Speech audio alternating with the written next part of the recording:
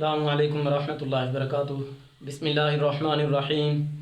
آج ہم بات کریں گے جھوٹ پر کہ جھوٹ کیا چیز ہے اور جھوٹ سے کیا کیا ہمیں نقصان ہوتا ہے۔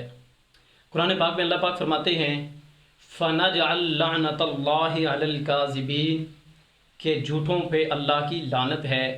یہ سورہ آل عمران آیت نمبر 61 میں ہے، اور یہیں سے آگے چلے جائیں سورت، یہ تو تیسری صورت ہے، اور 39 نمبر صورت میں چلے جائیں سورہ زمر میں، وہاں تیسری آیت میں الا للہ الدین الخالص، اس آیت کے آخر میں اللہ تبارک و تعالیٰ فرما رہے ہیں ان اللہ لا یہدی من هو کاذب کفار کہ اللہ پاک نہیں ہدایت دیتے، نہیں رہنمائی کرتے اس شخص کی جو جھوٹا ہو، ناشکرا ہو۔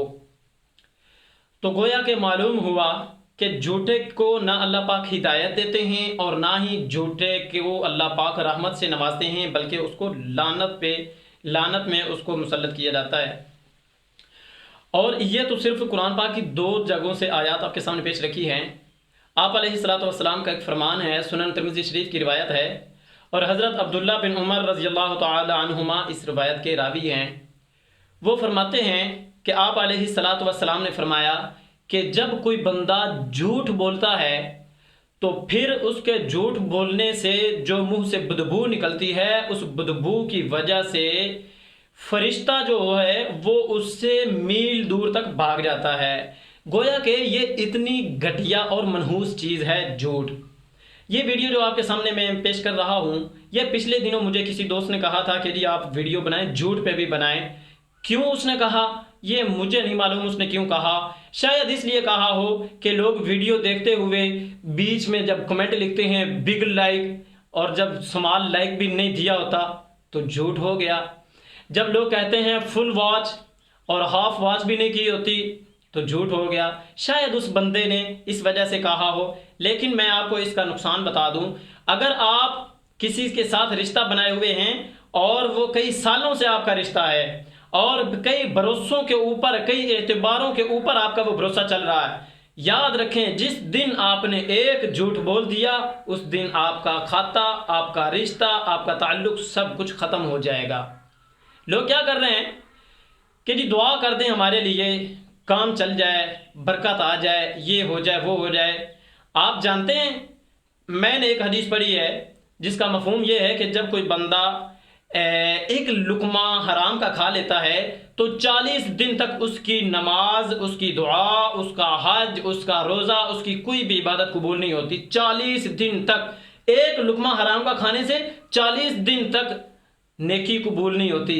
اور یہاں تو دن رات حرام کے لقمے کھائے جا رہے ہیں، یہاں تو دن رات جھوٹ بولے جا رہے ہیں۔ اگر ایک بندہ صبح کو گھر سے نکلتا ہے، تھوڑا سا چینی کا، شربت کا، ستو کا، شکر کا، نیمبو کا تھوڑا سا ملبہ، تھوڑا سا میٹیریل اپنے ساتھ لے جاتا ہے اور ایک ریڑھی لگا لیتا ہے، شام تک بیچارہ وہ محنت مزدوری کرتا ہے، وہ 500-700 روپے، 1000 روپے گھر میں لے آتا ہے، اسی گھر میں اسی 1000 میں سے وہ گھر کا دن بھر کا خرچہ بھی نکالتا ہے، اور اسی میں سے وہ غریب انسان 10-20 روپے کمیٹی کے لیے بھی نکال لیتا ہے۔ جس طرح ایک دن کی ہوتی ہے 10 روپے بھی نکالنے سے ایک مہینے کا وہ 3000 روپیہ بنتا ہے۔ تو اس حساب سے گویا دن بھر کے خرچے، دن بھر کے اخراجات بھی ہو گئے، اور جو باہر سامان لے کے جایا تھا اس کا سامان کا خرچہ بھی نکل آیا، اور اسی میں سے گھر کے اوپر اور بھی ضروریات پوری ہو گئیں، بلکہ ضرورت سے بھی اوپر وہ ایک کامیاب ہو گیا۔ لیکن اس کے برعکس ایک آفس میں بیٹھنے والا شخص دن بھر کہ جی یہ گاڑی اتنے کی ہم نے خریدی، ہم اتنے کی بیچیں گے، جی ٹھیک ہے، چلتے چلاتے ایک گاڑی سے 10-10 20-20 ہزار ایک جھوٹ سے لیے جا رہے ہیں۔ یاد رکھیں اگر آپ کے پاس 1000 روپیہ ہے، اس 1000 روپے حلال والے 1000 روپے کے اندر 1 روپیہ بھی جھوٹ کا آ گیا، حرام کا آ گیا، تو پورے کا پورا 1000 روپیہ ختم ہو جائے گا، حرام ہو جائے گا، برباد ہو جائے گا۔ برباد کیسے ہوگا؟ جب 1000 روپے کا آپ کچھ بھی لائیں گے، 1000 کا اگر آپ پانی کا گھونٹ بھی لے لیتے ہیں تو وہ حرام ہے، اور جب آپ نے وہ 1000 کا ایک گھونٹ پانی کا لے لیا، پی لیا، اب 40 دن تک کوئی نماز عبادت قبول نہیں۔ ہم کہتے ہیں کہ جی فلاں ولی ہے، اس نے فلاں کے لیے ہاتھ اٹھائے، اس کا کاروبار رکا ہوا تھا، چل پڑا۔ مگر ہم گئے, ہم نے پیر صاحب سے کہا پیر صاحب ہمارے لیے بھی ہاتھ اٹھائیے, دعا کیجئے. پیر صاحب نے دعا تو کی, کوئی اثر نہیں نظر آ رہا. ارے بھائی کیسے اثر نظر آئے؟ جب ہم نے خود حرام لقمہ کھایا ہے تو کسی کی دعا ہمارے حق میں کیا قبول ہوگی؟ ہماری تو خود کی دعا قبول نہیں ہو رہی, کسی کی کیا قبول ہوگی؟ یاد رکھیں, جب ہم جھوٹ بولتے ہیں, فریب کرتے ہیں, دھوکہ کرتے ہیں, حرام کا ایک ایک لقمہ کھاتے ہیں, تو ہماری اپنی کیا وقت کا جتنا بھی کوئی ولی آ جائے گا نا, پھر اس حرام کی وجہ سے اس کی دعا بھی ہمارے حق میں یوں قبول نہیں ہوگی. اس کے لیے ہمیں خود حلال کو اپنانا ہوگا, ہمیں خود جائز کو اپنانا ہوگا, ہمیں خود سچ کو ثابت کرنا ہوگا, سچ بولنا ہوگا, سچ سننا ہوگا. عجیب بات ہے, آج کی بات ہے, آج بروز بدھ کی بات ہے. میں سفر میں جا رہا تھا, ایک جگہ ایک دفتر میں گیا, وہاں سے کچھ کام تھا, تو کام کرتے کرتے وہاں سے آگے دوسرے دفتر میں جانا پڑ گیا. تو انہوں نے کہا جی یہاں سے 2 کلومیٹر کے فاصلے پہ وہ دفتر ہے, اب یہ کام وہاں سے ہوگا.